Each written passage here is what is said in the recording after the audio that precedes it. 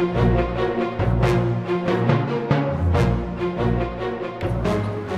have 32 gyms now.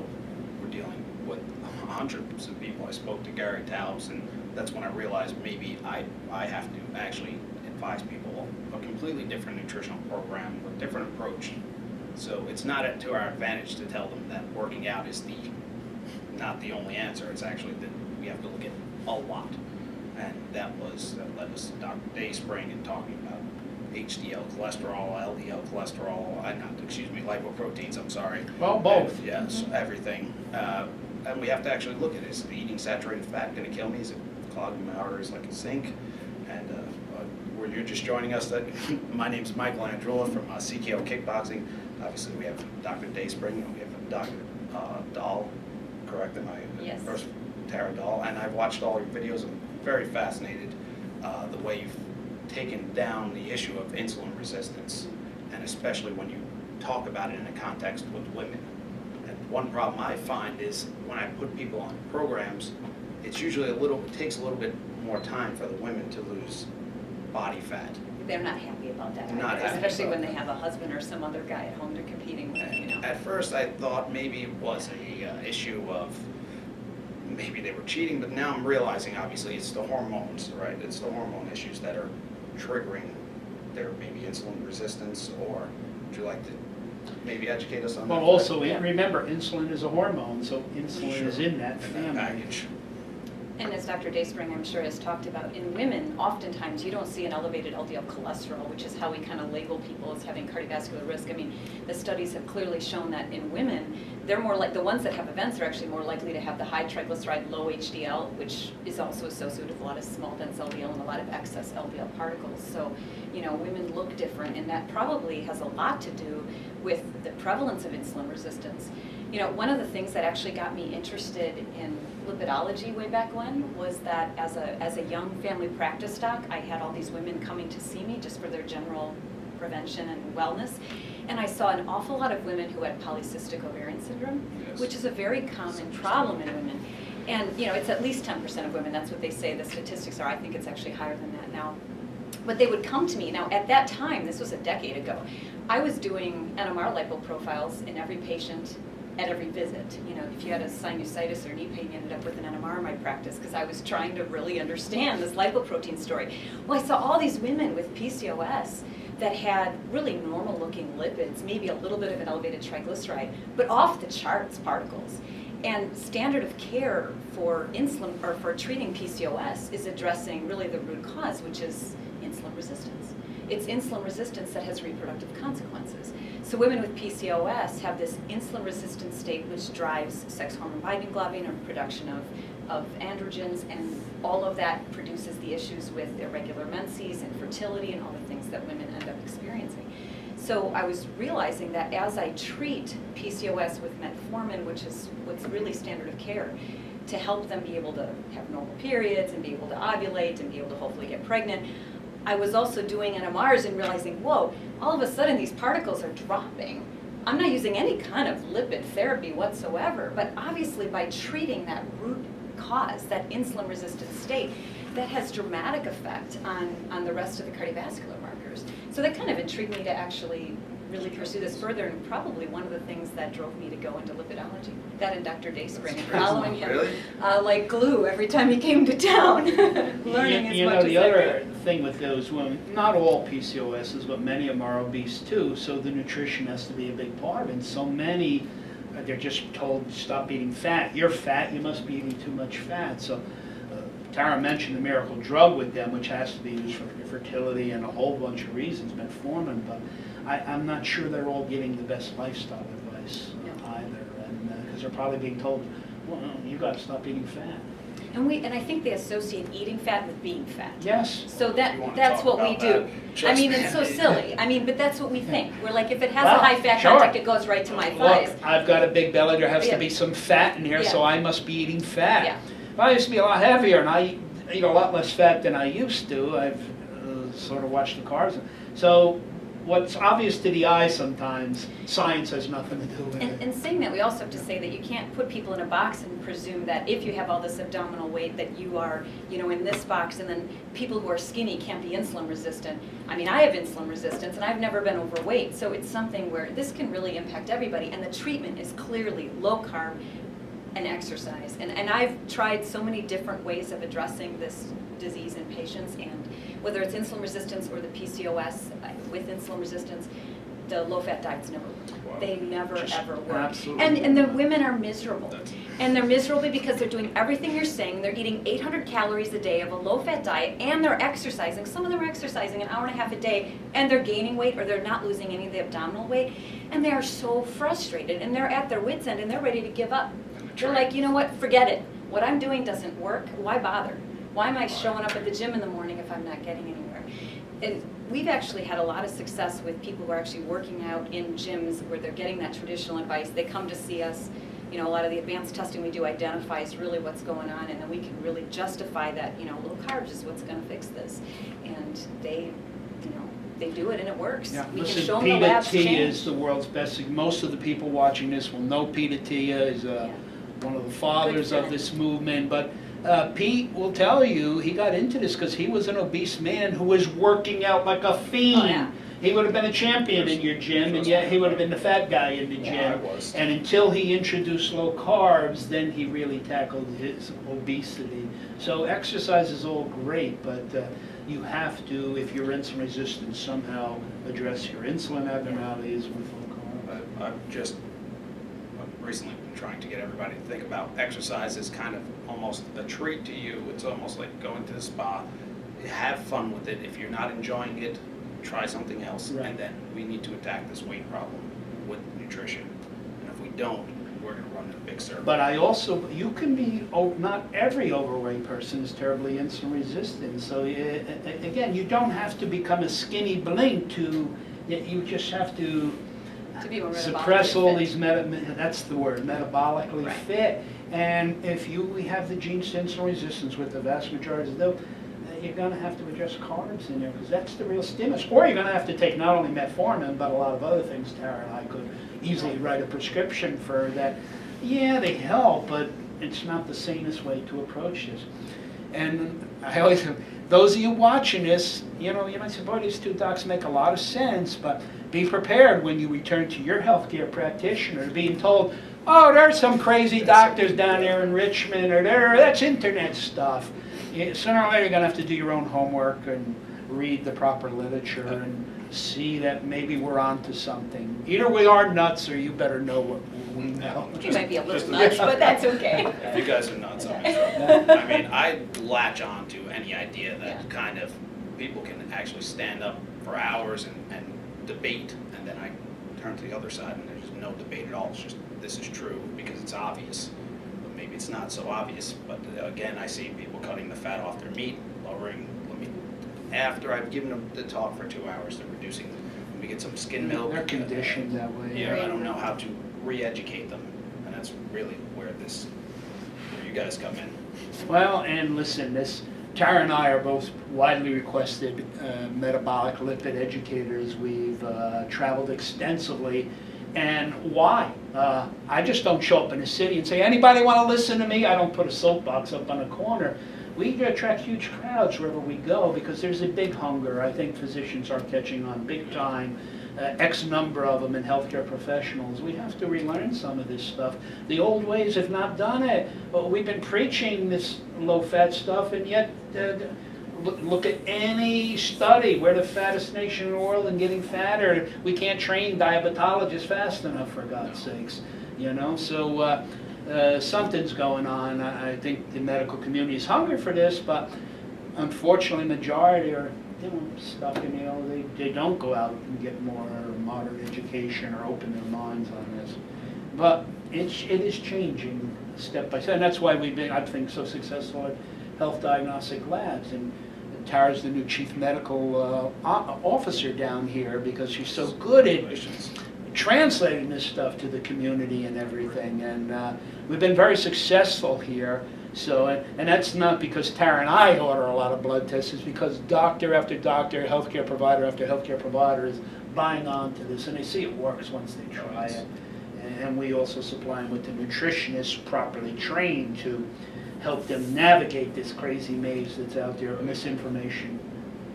Do you want me to explain how I explain insulin resistance to patients? Love that, please. You know, it's just the way I do it. I don't, you know, there's lots of ways we can talk about this, but it seems to kind of work. So what I explain to the patient very simply is when you eat, you know, your blood sugars will go up. So blood sugars go up after a meal. Then what happens is the pancreas secretes insulin. You know, and the job of insulin is to bring those blood sugars down to normal. So, you know, I eat, my blood sugar goes up, my body secretes insulin, it goes down to normal. Well, if you're insulin resistant because of a genetic state, because of your diet, because of a mix of those things, you're metabolically all out of whack, and that's not working properly anymore. So what happens in that setting of insulin resistance or diabetes is that when you eat, your blood sugar goes up, your body produces insulin. But just as it says, it's insulin resistant. So basically, the insulin doesn't work to lower the blood sugar. So what happens is the blood sugar comes down a little bit. But then the pancreas is like, oh, wait a minute, I still have a high blood sugar, I need more insulin.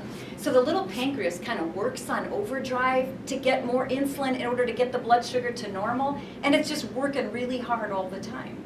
The problem is high levels of insulin cause all sorts of problems. I mean, they affect lipoproteins. Not only that, high levels of insulin make you gain weight in your abdomen. So, and doctors, they're not measuring insulin levels, they're not paying attention to that. They look at the glucose, they're like, well, you're perfectly normal, there's nothing wrong with you. Your hemoglobin A1C is right in the optimal range, but this is going on. Now, the other thing that happens is your body's kind of stressed out trying to manage this insulin and the glucose mismatch here. So the next time that person eats carbs, you know, for breakfast, has a bagel and orange juice, all of a sudden the body's like, whoa, wait a minute. Last time this happened, I was working all night long to get this patient's insulin to a level that would somehow compensate. Forget about it. I'm just going to give them a boatload of insulin. So they eat the carb, the body secretes this huge amount of insulin. What does that do? It causes you to gain weight. Not only that, what happens to your blood sugar? It plummets. You actually have a low blood sugar. And what do you feel?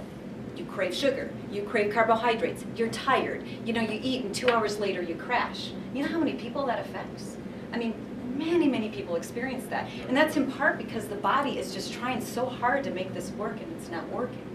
So now what happens is if the body and the pancreas keep doing this, keep over time working so hard to try to compensate for blood sugars, and we don't modify the blood sugars coming in because we're focusing on fat, we're not focusing on carbs, it's just getting worse and worse and worse. Eventually, your pancreas poops out. It's like, you know what? Not doing this anymore. The beta cells literally crash. They die. They stop working. So then what happens? Well, now you can't make all that insulin anymore. So insulin starts to come down. But what happens to blood sugar? Blood sugar starts to go up. And then you know what? All of a sudden, boom. Now a doctor says, oh, you have diabetes. But you know what? That was going on 15 years earlier. No one's paying attention to it because all they're looking for is this glucose level, which by the time you have an abnormal glucose that's actually defined as even pre-diabetes, you've lost 60 to 70% of your beta cells. It's very difficult to get those beta cells back. Some of the newer drugs, GLP-1 agonists and the other therapies, may be able to regenerate beta cells, but it's not easy. Basically, once they're gone, they're gone.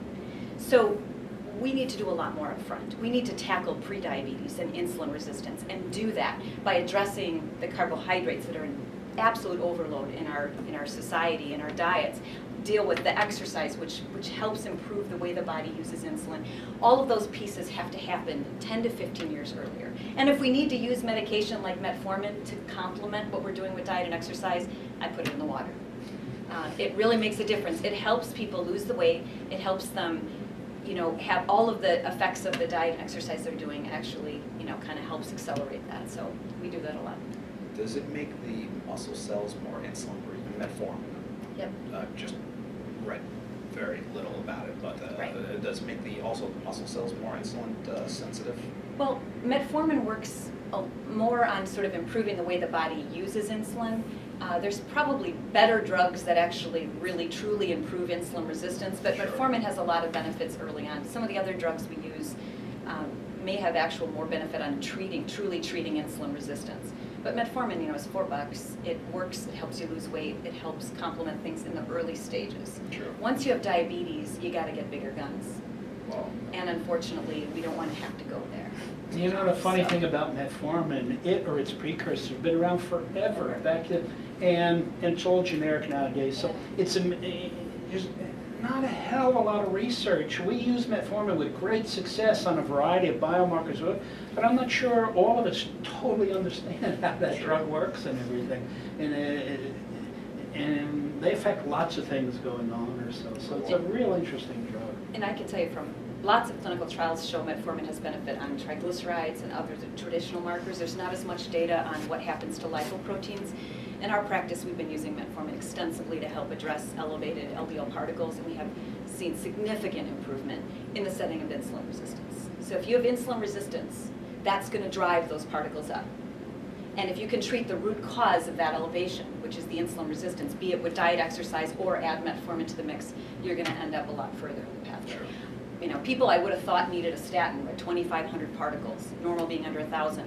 In some cases, I've had a couple premenopausal women, we put on metformin 1,500 to 2,000 a day, long-acting metformin, and their particles dropped 1,500 points without any other therapies. So obviously the low-carb diet is what we always recommend in combination, and that works. I want to make one point too. You hear this discussion because too often people in the low-carb community who go out and try to educate themselves, they are so anti-drug, it's just as ridiculous as the nonsense we're saying, you can eat your fat. But there are people who, despite their best lifestyle, their low-carb, and still have serious markers of insulin resistance, lipid lipoproteins, coagulation, blah, blah, blah. And in those people, pharmacologic therapy is absolutely required. And I get a little annoyed when I go to some of these websites sometime, and boy, if you even mention a drug, then oh, you're part of some big pharma conspiracy to pollute the world or make $1 million. Nobody's making $1 million with metformin, trust me on that. But there are people through your genes, thank God we have these type of medications, lipid lipoprotein medications. And it does get annoying to me by people who should know better, who have investigated their nutrition so much, are so anti-drug, they're crazy. I think some of our dear friends in this world are in that I camp know, too. I don't. They really buy into the understanding of the diet, but you know, sometimes we actually just need to complement that with therapy because of genetics, and we need to be open to that. I mean, the last thing I want is for people to be on drugs. If they don't have to be on drugs, I don't want them on it, but it's not a bad thing if that's really what needs to be part of the story. You guys do the so- most proper diagnosis, and you're educating. There's other drugs, I believe, maybe the antidepressant fields where they're overextending their bounds, but certainly not in this field. I don't believe. Look, there's no doubt there's lots of drugs and lots of things being prescribed unnecessarily or inappropriately, and perhaps a practitioner is not the world's biggest expert on whatever he's prescribing for it. So we're not denying, we're advocating proper and effective use of drugs.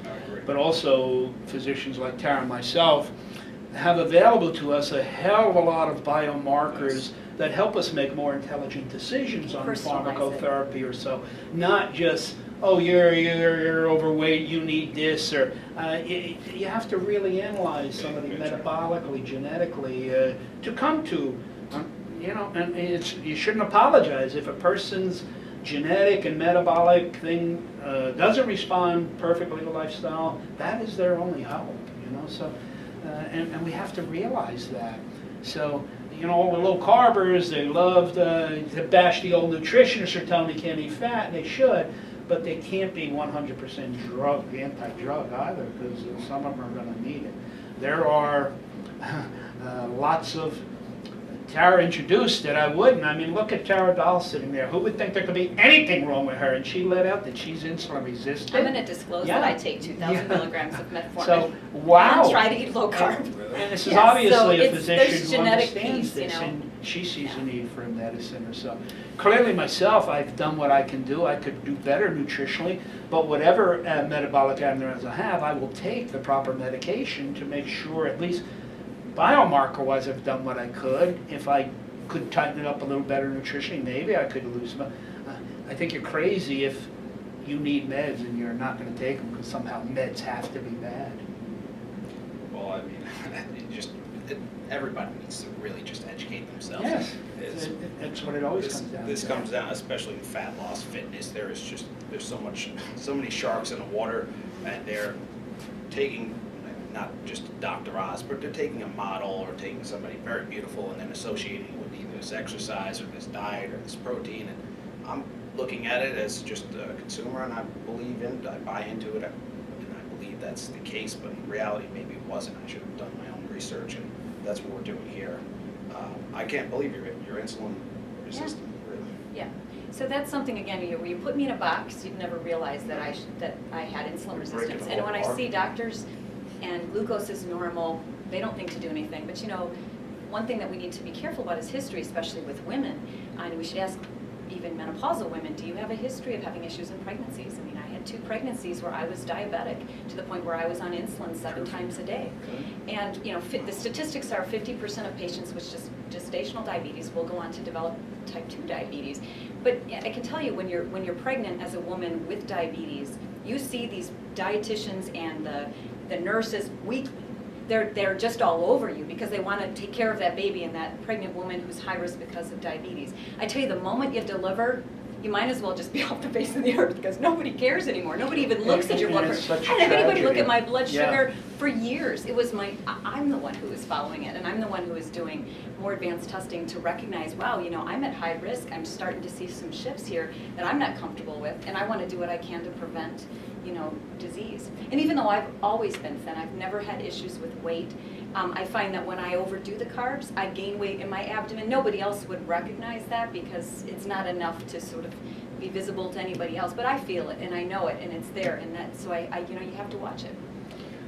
Well, bringing it back to the abdomen, so you believe the insulin resistance actually centralizes the fat, like the tissues that were in the abdomen, because of just the... Well, there are mechanisms for that. And one of the reasons that Star said when that insulin level goes high, it's not only affecting sugar to try and keep that normal, but it affects, as she hinted, a whole bunch of other metabolic. There's some salt retention, blood pressure goes up, all sorts of lipoprotein abnormalities, and fat gets transported inside your fat cells.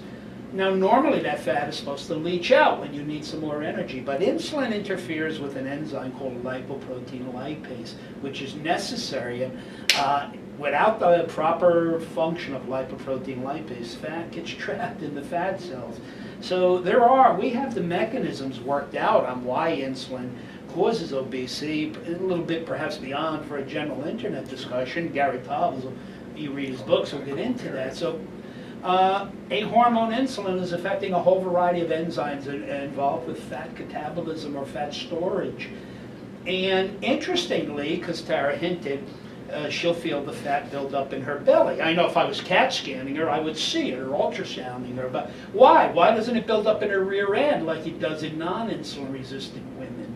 It's because certain fat beds express lipoprotein lipase or don't more than others. So if you've got the genetic predisposition for lipoprotein lipase to pull fat and trap it in your belly, that's where it'll be trapped. If you express it in your rear end, then you're the pear, you're not the apple shape. Why do camels have humps on their back? That's fat, because that's the fat cells that express lipoprotein lipase in them and everything. So, and a lot of this is from Taubes, and he can explain it so simply and eloquently. So there are pathophysiological reasons going on that I don't know that you have to understand, except that carbs are driving insulin, which is affecting this enzyme that regulates fat storage, and that's a large part of it. One little story I like to tell. What are the 2 biggest animals on the planet Earth? It's the blue whale, which, by the way, the entire body is pretty much fat, and they're pretty healthy animals, even though, my God, it's all fat. And the elephant on the land, and the elephant is a big, tough animal, too. Now, what's common to both of them? They're vegetarians. They both eat vegetables. But one is as fat as anything could be, 80-90% body fat. And the elephant, there's almost no fat, and it's all bones, connective tissue, muscles. And they're vegetarians, so you can see our genes take whatever the hell you're putting in your body and we'll send it down different pathways and everything. The whale has to be fat to float and stay warm. It freezes to death. No elephant is freezing to death, so an elephant doesn't eat 8 tons of fat to keep them warm, Sure. and they're eating all day long, so they don't have to store fat for energy. The whales sometimes go, so it's just so interesting when you start to analyze this, and why do women usually have bigger breasts than men, and women actually milk comes out of their breasts after a pregnancy. That's fatty acids coming out, and it all has to do with lipase expression in the breast. How do fatty acids go through the uterus and get to the kid? The placenta expresses this lipase that I'm talking about and everything. So it's just so fascinating. And if you just understand the fact that it's carbs that are driving insulin, it's affecting that and many other enzymes we're not mentioning here, it's it all makes so much sense. It does to me, but I've been pretty bad, I guess, at actually getting people to understand. We've had probably a dozen people lose dramatic amounts of weight where they were. It was funny. I watched a video and you had mentioned some women with insulin resistance will actually have weight gain and like even hair loss and I've seen that in a couple examples, and doing low carbohydrate diets actually help reverse those symptoms. It's incredible.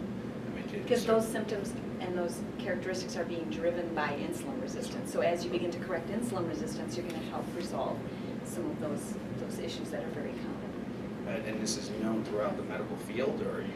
I think that when it comes to polycystic ovarian syndrome and it's hirsutism, where you get hair growth you're not so happy with as a woman, irregular cycles, those sorts of things that we associate with polycystic ovarian syndrome, I think it's pretty well understood by physicians that that's all related and that insulin resistance plays a role. At least I hope doctors understand that, but I guess I say that and I don't know. Metformin's been standard of care for, I don't know, 20 years, probably more than that. So. But these PCOSs, if you ask the average doctor, what is that? Well, let's say fat female who's having some irregular menses and she's got a little beard. And that's one segment of them. There are thin women with polycystic ovaries. Not all have horrific menstrual abnormalities. Not all are hirsu. But I can tell you what they all are, insulin resistant. Yes, absolutely. So there are many different phenotypic expressions of insulin resistance. And that's why I've heard, and I've spent a lot of time in the gynecologic community with my interest in women and heart disease, and it is by far probably the most misdiagnosis in women, because they're not all going to walk in with every aspect of the syndrome. So even if how many women go in, maybe have some mild menstrual irregularities, they just put on some contraceptives, they're not worked up for insulin. And that's just a Band-Aid. That might help the menses. But it does nothing to what's ultimately going to do them harm. So glad Tara mentioned the abnormalities which we discussed earlier before she came about what goes on in pregnancy. Not only gestational diabetes, we're finding just certain triglyceride level elevations in pregnancy, blood pressure. And the tragedy is the day the woman delivers, the obstetrician says, baby's fine, you made it, get out of here. The American Heart Association last year issued brand new addendum to their women's guidelines saying they didn't call it malpractice, I will, but it's standard of care that any woman who shows any of these metabolic perturbations, she has to be referred to a clinician who understands that she's doomed metabolically. And Tara's also enlightening him on a lot of new data that her baby is probably so doomed also and at risk because of genetic expression. And things male like and that. female offsprings of women who have polycystic ovarian syndrome or insulin resistance or gestational diabetes are at risk for metabolic abnormalities. So those kinds of histories are really important to gather and really important to understand. Women become more insulin resistant as they go through menopause too, which obviously you're an expert in menopause pathophysiology, and that's, it's well understood that happens. And if you have a genetic predisposition already to insulin resistance, and then you add on top of that a low-fat diet, we're snowballing. That's exactly the right word. We are snowballing if this is true. All the people that are obese and insulin resistant and having children, this next wave is going to be worse. So it's going to possibly get worse before it gets better. It's truly what's going to bankrupt this country with all our financial issues going on. The number of healthcare dollars that tragically are going to be expended on end-stage diabetes and end-stage with much cheaper saner nutritional advice earlier in life, starting in the schools, starting after pregnancies in women, Absolutely. man, we would just take out this damn disease. And we discussed some of the other endpoints of insulin resistance earlier, like dementia, kidney failure, and retina. Forgot to mention cancers. Many Yes. cancers are tied into insulin resistance and everything too. So God knows how much healthier would be the dollars we could save if we were not only identifying this so much early, which Tara and I knows is very easy with our available biomarkers, but if we could come together with a better consensus on nutritionally what we have to do, and we have to abandon this, you must have low fat for everybody. It's just, And we really need to begin to see diabetes as an event, like having a heart attack.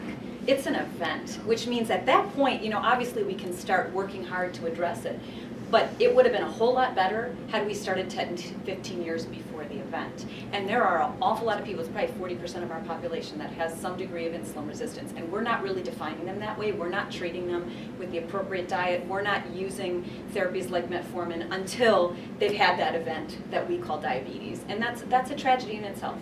And we need to change that. We need to change the way we think about this. And you know, we're such advocates for sort of having this laboratory window. I mean, some of the labs that we're able to do at health diagnostic labs, we can actually see this pathway to insulin resistance before you ever see it in a glucose, years before you see it in a glucose. And you can recognize this is why the patient's not losing weight. This is why they're doing everything right, but they're not getting where they need to be or where they want to be. And that's because we're not treating the root cause. And clearly, it's actually a lot worse than we thought. And that's where, you know, these lipoproteins tell us a story that we just can't afford to miss. We can't afford to not assess, you know. Got to change the and way it's we just think so about this. epidemic. You know, earlier in the day we were having some portraits taken here, photographs, and so the photographers get talking to me, go, you know, as a benefit, we're taking pictures over here. They're going to do our blood tests on us today. Yeah. I said, well, be prepared that you're Yeah. going to have to call up somebody, because the odds that it's going to come back totally clean, if you're a standard American who, you know, is a man in his 40s or so, is we're going to find something on you. But that's good news. That's celebratory news, because the right type of advice can, with nutrition, or if you're bad enough, a medication can help you there. So, but if you don't look, you're not going to find it, and you know, that's what we have graveyards for, bypass units. What should be, what's your recommendation as far as, I mean, and this is, I've seen blood workups done by, we're obviously from New York, and blood workup done actually by health diagnostics labs, and it was completely two different. I mean, one was, your workup here is incredibly in-depth compared to, I guess, the normal standard workup. At what point should you be getting a workup like this? Should I be getting a workup like that immediately? I'm going to say People- something. I'm going to dump this to Tara. Yeah, should they be asking their doctors? Guidelines are or- going to tell you, if I somehow took a history and I found out you're a nightmare because you've had a heart attack already, or I see cholesterol deposits on your skin, or which can happen in people with nightmare, or you've got high blood pressure, or your dad died at age 30, maybe I better look a little bit beyond the pale. And that's such a small segment of the population that I would ever pick up heart disease. So the real question is, why are guidelines sort of saying only if they're telling you they're a nightmare, then go looking for stuff? When there is absolutely no way for, who would look at Tara and think she's going to need metabolic advice from somebody who knows what, maybe you look at me and figure I need it, but you'd be dead wrong on her, and Tara would go on untreated and suffer, believe me, consequences that would have been coming her way. So I make the case, and I'll let Tara speak far more eloquently, since the cost of these tests, in the scheme of things, such a drop in the bucket, why is this not the standard of care and everything? Because we might find something? Well, if we find it early enough, guess what? You don't need 14 drugs. You don't need a bypass. Right. You don't need laser therapy of your eyelids. You don't need a kidney transplant. You need a little low-carb diet, maybe. Pretty cheap. So you expound differently. I'm sure you agree with me that a lot more people need these, not save it for the nightmares of the world. I think everybody deserves at least one. I think at one point in our lives we should all know. Do we have a genetic path that we're unaware of, that we can do something about? And, you know, I'm not saying every single time you come in, you should always have advanced testing in every single patient out there, but I think it's difficult to identify who's truly low risk. I mean, how do you know who that person is? You could say, well, don't do the low risk people. Well, it's the low risk people that actually have cardiovascular events because we define them as low risk when they really weren't. So how do we do that? I mean, I'm biased. I've been doing advanced testing for more than a decade, since the late 1990s. I was doing it in everybody. At the time, I had a deal with a company that didn't charge my patients for the advanced tests, and so I had the ability to check everybody. So you come in with a sinusitis, or maybe that's not the best example because they're sick. It's better to do it when they have knee pain. But they come in for just a screen. They've never had any kind of cardiovascular screen. I get a full panel, which included an NMR or maybe an inflammatory marker, and that told me a story about that patient that I could then help them be able to direct the rest of their life as far as their prevention efforts. And it doesn't, when does it start? I mean, it starts in kids. You know, the new pediatric guidelines say screen lipids between age 9 and 11 in all children. Well, why are we doing traditional lipids? How are we really figuring out what kids should be really followed very closely or even need medication because it's really bad genetic lipoprotein risk? And which ones can simply be targeted with a different diet approach? I mean, it makes more sense if we're going to do a screen like that to really identify who really needs it. Some people have high cholesterol, they don't need drugs. Sure. They have high cholesterol, they don't have high lipoprotein particles, they have very low risk features, there's no reason for them to have to be stuck on a statin for life. So how do we figure out who those people are and who they aren't? So, I mean, I'm incredibly biased, I think, in my opinion, but I think everybody deserves to have this done. And I think it would be a much better way to screen the population. It'd be a much better way to address the fact 50% of patients who have events had normal traditional risk factors. I mean, 50%, it's a horrible test, what we're using as But you have good reason to be biased because you have years of clinical A lot of experience that experience. showed you, and you're a well-read physician, you educate others, you understand the literature supports everything you say Absolutely. also. So it's not like we're making up things so you run down here No, and get a blood absolutely not. test or so. And the literature absolutely does support it, and clearly events track with LDL particles and ApoB, not with cholesterol. I mean, we know that. Every trial that's looked at this tells the same story. So, and I can tell you in the practices that use more advanced testing, I mean, you have very few events in practice. I mean, I can count on one hand how many events that have happened in my practice in the last 5 to 7 years. I mean, it happens. You can't avoid every event, but it's very infrequent. And when somebody has an event on my watch, I take that so personally. I can't sleep. It happens, you know, so infrequently, but when it does, I feel like, man, well, how did I miss the boat here? What did I do wrong? And there's usually some reason. There's, you know, someone was non-compliant with a therapy, or there was some story behind it. But there's, you know, it's difficult to have cardiovascular events when you're doing this kind of aggressive therapy and treatment and identifying disease and doing something about that and doing appropriate health coaching and teaching them how to eat differently and instituting low carb versus the national paradigm thought of everybody needs to be on a low fat diet. I tell them avoid low fat stuff. If you go for the low-fat yogurt, it's just more sugar. Yeah. Get the one with the fat in it. You know, I so agree we with have to that. re-educate everybody about these things. But if you do, it can make a big difference. We can see this epidemic that Tom talks about shift. We can see it change. We You know, keep doing old the kind of codgers like education we're me doing. who entered the medical world in the late 1960s and 70s when we had not only no way to diagnose who was going to get this, but really no preventative treatments at all. Well, they're burying people right and left. I mean, you were signing a lot of death certificates before they ever even got out of the hospital, and that's disappeared nowadays because we become more and more aggressive on these type of things. But if you look across the nation now, the number of heart attacks and these metabolic diseases are still pathetically way higher than they have to be, and that's where we're on a mission here to take this out. So we need this company to grow a lot. Because, I mean, we Well, don't have... we need physicians to understand the need for this type of testing or so. And there were, you know, we're not the only lab in the country. There are others I personally think we're the best, but this type of, there's a need for this, and more doctors are learning it and going there. So I think the future is bright to go here. Where do we stand on time? Sure, Christy, how are we doing on time? I've got 4 minutes on here, and I've got about Whenever 20 minutes the on here. tape runs Can we out. address the one area I want to take a little bit about, and Tara's very good to have here on, and we'll do the absorption markers. Oh, yes. Cholesterol in the Yes, diet, so let's talk I about think that. which would be great. So, Yeah, are we Christy, good to go? Or Yeah. Oh, yeah. Christy, Still you can even going. go with the second angle with just the iPhone. I mean, Yeah, I haven't stopped rolling on here. You've got everything on here. Well, Michael, there's one other area I want to get into before we run out of time today, and hopefully we can do more of these in the future. But we've spent a lot of time about fat in the diet, that maybe it's not as dangerous as everybody thinks. But there's also this thing out here, cholesterol in the diet. You can eat cholesterol because it is cholesterol. It's in your artery walls that gives you the heart attack or the heart disease. And just like we think, oh, well, if you're eating fat, for sure it's going in your fat cells. So is all the cholesterol in people with coronary disease because they ate too darn much cholesterol? You know, there are lots of vegetarians who get atherosclerosis who are eating no cholesterol. So where did that come from? Cholesterol is cholesterol. But every cell in the human body makes cholesterol because it's so required for cellular health. Tragically, because of what we eat, most of our cells make too damn much cholesterol, and it exits the cells, goes in lipoproteins, which carry it into your artery wall. So almost all of the cholesterol that's in anybody's arteries was endogenously produced by their own cells and got into little dump trucks, lipoproteins, that brought it into their arteries. But is any of the cholesterol in the dump trucks, did it come from what I ate? Here's the truth.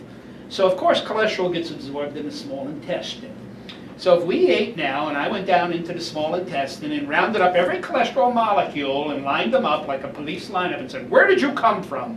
How many would say this human swallowed me of the cholesterol molecules that are going to be absorbed by the intestine? 15%. Well, where did the other 85% of those cholesterol molecules come from?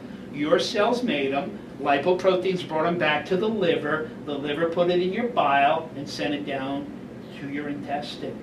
And our intestine absorbs all 50% of the cholesterol that's in the gut. So 85% of the cholesterol you and I are going to absorb today, our cells made it, went to the gut. It was supposed to be excreted in the next bowel movement, but it came back in. Only 15% came from the diet. So the God's honest truth is, unless you're eating 82 pounds of cholesterol, there is no cholesterol in the diet is contributing to the plaque in your body.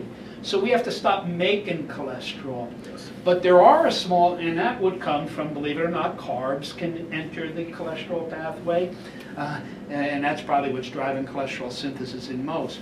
But what if we have people that do absorb cholesterol?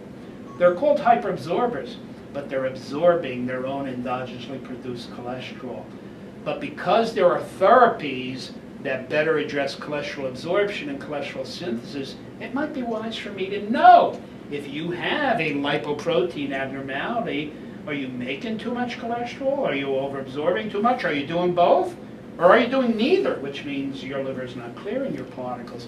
So we now offer at the laboratory markers that would tell me, are you hyperabsorbing, or markers, are you oversynthesizing? The last aspect I'll mention, I would like Tara to expound more. Although most of the cholesterol you're going to absorb now was produced, you healthy people tend to eat a lot of plants and vegetables. Well, vegetables can't make cholesterol. Only animals can make cholesterol.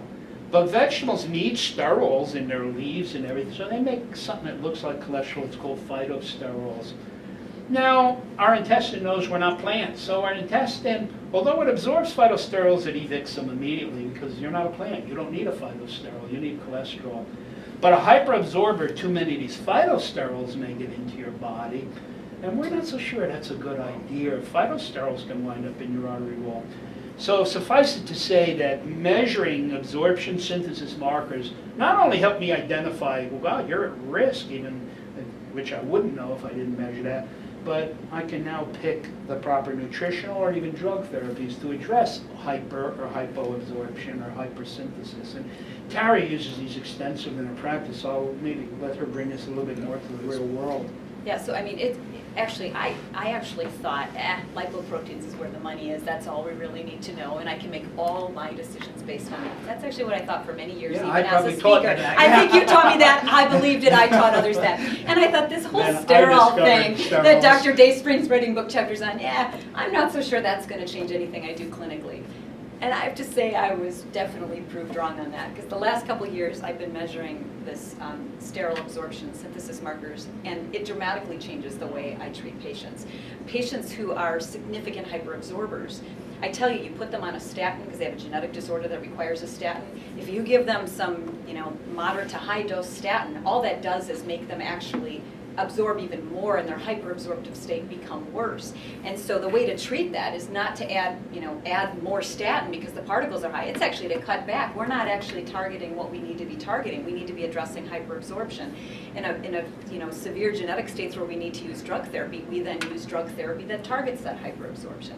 But one thing that I find really interesting is that there's a lot of health nuts out there who take supplements that have phytosterols in them, and I would presume some of your customers do. You can bet on it. It is so out there. So a phytosterol, you can buy it in a bottle in the store in a little pill, and it's like 30 to 40 times what would normally be in our diet. I mean, we can handle some amount of phytosterol. And there's a but it's famous just this football massive player on amount. TV now advertising Phytosterol to help his prostate gland. Yes, If he yes. happens to be a hyperabsorber of sterols, I don't know what it's doing to his prostate, but I guarantee it's not helping his arteries. No, it could be So life-threatening, you actually. can never take a phytosterol if Tara If you're a identifies you as a hyperabsorber. hyperabsorber.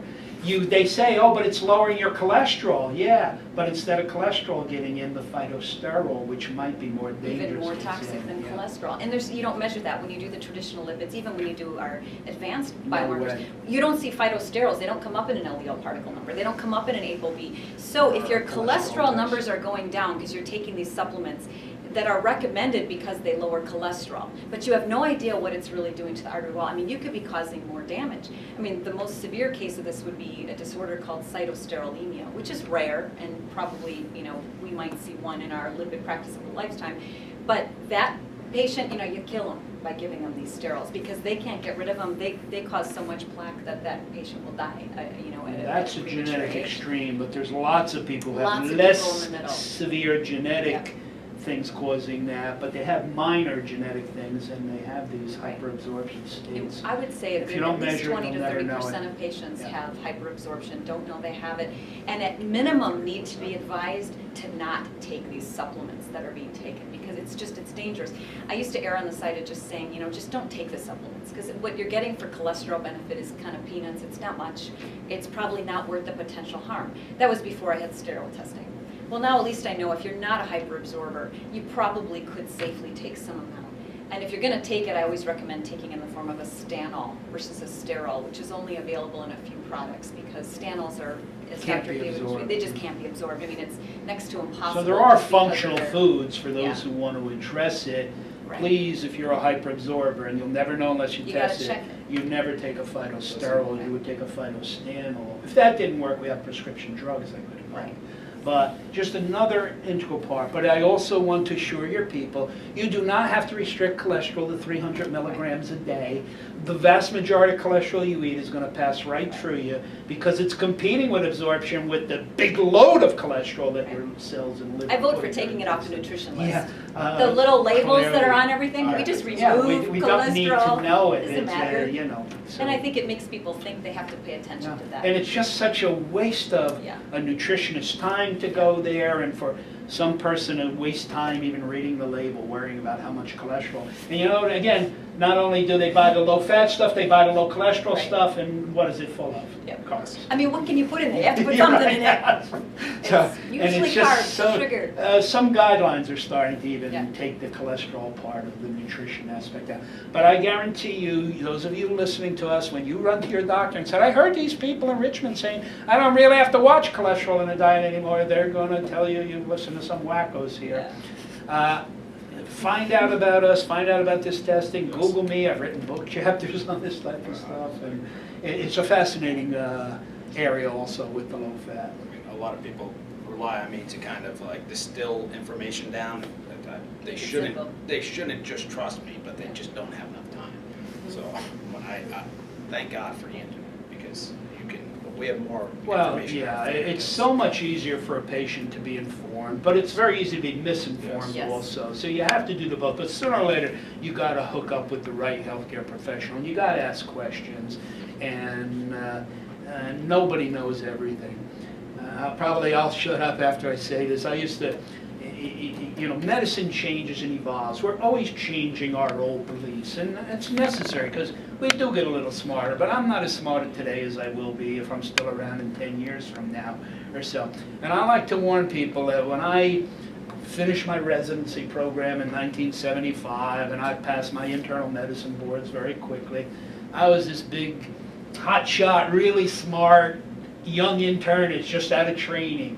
Well, and I went out into the real world and do everything they taught me. Well, if I practiced medicine today, what I did in 1975, I'd be in handcuffs for malpractice because we're a little smarter now. So nobody should be shocked that, God, 5 years ago you told us something different. We move on in medicine as we get smarter. And this wonderful new biotechnology world where we have so many more diagnostic tools to outline the true metabolic and genetic abnormalities, that's taken a giant step forward in those of us, I believe, utilizing these to do a better job. And really individualize and personalize care. I guess so that that's the we're word, really, individualized therapy, because everybody is different, Yep. you know? And you just can't tell by looking at people, so trust me on that. The blue whale is very fat, and he's eating no fat, by the way. How did that whale get so fat if he's not eating any fat? So body biochemistry is, Yeah. so for people who think if you're fat, you're eating fat, tell it to the blue whale. yeah. Tell him to stop eating fat. Wait a minute, he's not eating fat. So, All right, fantastic. Just to put a bow on it, is there any information they can visit and maybe follow you guys on Twitter or websites that they should go to, or if they need, you're actually working with people still? I am. I have a practice in Wisconsin, although my ability to see patients on my own is getting slimmer and slimmer as my responsibilities come up. But obviously we have, you know, we do have a clinic that sees patients in Wisconsin, and certainly I'm all for educating other doctors to be able to do this themselves too. It doesn't all have to come through me or through Dr. Dayspring, but obviously we want to get out there and teach the world how to do a better job, so you can really access this kind of care anywhere. Sure. The Health Diagnostic Laboratory obviously has a website and information about how you can get the testing that they offer. Certainly that would be a resource as well. you can Google either, as I have retired from practice this August because I've devoted my rest of my professional life to education or so. And I would like to put in a plug that Health Diagnostic Labs has established this incredible nonprofit foundation whose sole mission is to go out and teach both the public and treating professionals about the modern aspects of cardiovascular care and open their minds with cutting-edge teaching tools. And one of the best ways we do that, and Tara is married to a physician who's also this IT guru who has developed this unbelievable website. And even though it's geared for physicians, I think anybody astute enough to listen to the conversation we just had would love it. And it's at www.lecturepad.org. And our foundation is the Foundation for Health Improvement Technology, FIT, but F-H-I-T. And I would encourage you to go there. And you can, even through the HD website, you can find professionals in your community who are likely on the cutting edge of these type of materials or so. And so there are ways of finding out the people. This is not the only two physicians in America who are talking like this, trust me, or could provide care to you. There are people in your community who know this stuff. And please, please search them out. Always ask questions, no matter who's taking care of you. And if right off the cuff you're told, I'm the doctor, you're not, those are nuts on the internet you're listening to. Run, don't walk. I'm done. Anything else, Doctor? I think that sums it up pretty well. Well, thank you so much. That was fantastic. I can't wait for the next time. Thank you so much for all you do too. This is Yes. a mission that needs to And be you help happening. us It's get this awesome. stuff out. You know, and it's great. And you have a community of people interested in their health. And they should tell their neighbors about this type of materials too. And they should stop bashing you so much, you know? Yes. Either you're crazy or you're not. They have to do their own homework. That's what I agree. I mean, I get to deal with a lot more. But you guys probably, all you need to do is influence a small, pretty tiny group, and they'll just feed all that information downstream. We're working on I appreciate it. I watched everything Thank that's you. on. it. Thank you. Thank you so much.